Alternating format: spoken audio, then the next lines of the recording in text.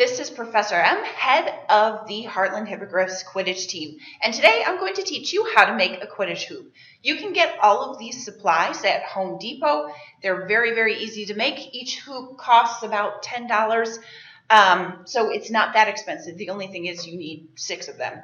But I'm going to show you how to make a Quidditch hoop. All right, so the first thing you're going to need is a hula hoop, and your first step is to cut that hula hoop in half. That way we can get this T connector piece inside of the hula hoop. If you're wondering what that looks like, it looks something like this. I actually made it a little bit smaller to fit the hula hoop, so the holes are not quite as big. I think it was about 1/4 of an inch. These are 1 inch. But this T connector is going to go right here. So you'll stick each end of your cut hula hoop in there until it makes a lovely circle once again.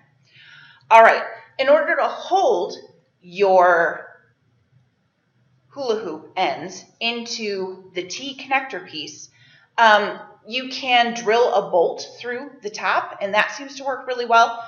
But we just use duct tape, tons and tons of duct tape. Duct tape works for pretty much anything. So you have some duct tape in your kit. If you have any leftover from making your broom, that is the perfect thing to use in this situation. Okay, so now you have this circle with a T piece. We're going to talk about the piece that comes out of the bottom. This gives your Quidditch hoop its height.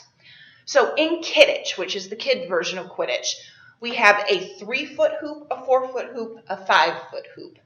And the hoops are obviously all the same.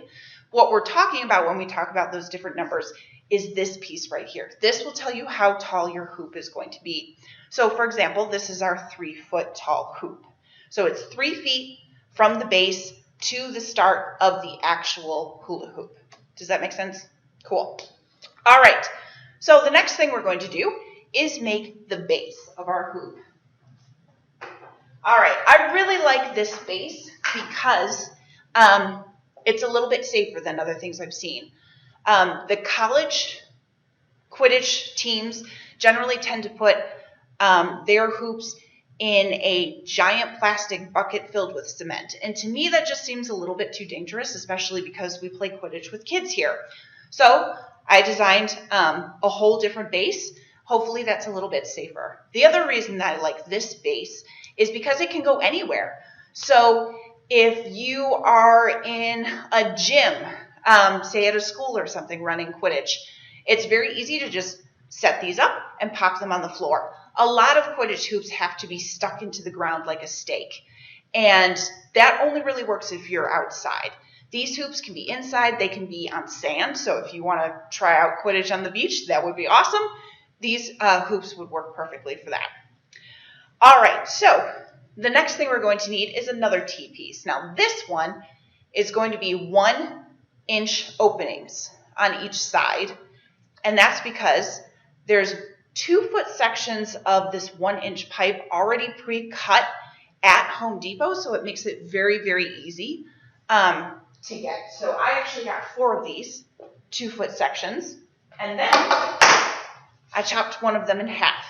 This is going to be the stand on which your hoop is going to stay.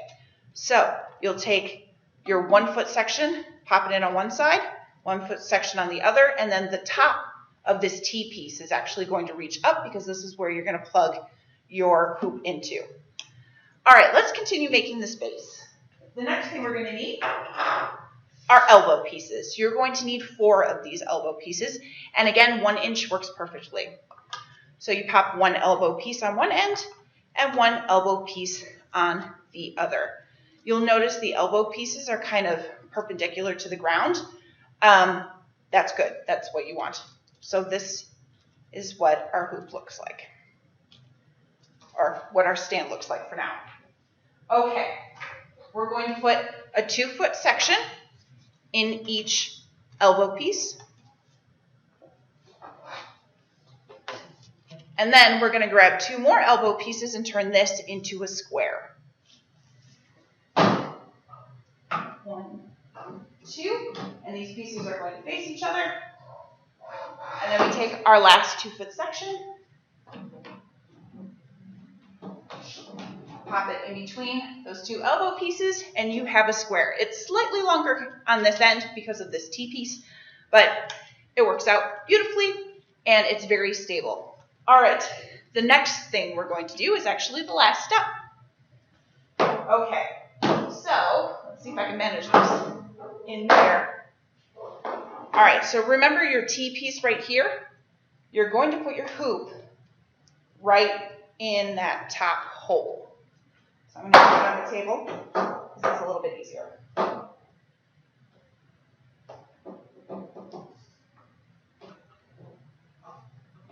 Okay, there we go. We have a Quidditch hoop. All right, so this hoop is actually designed to move a little bit.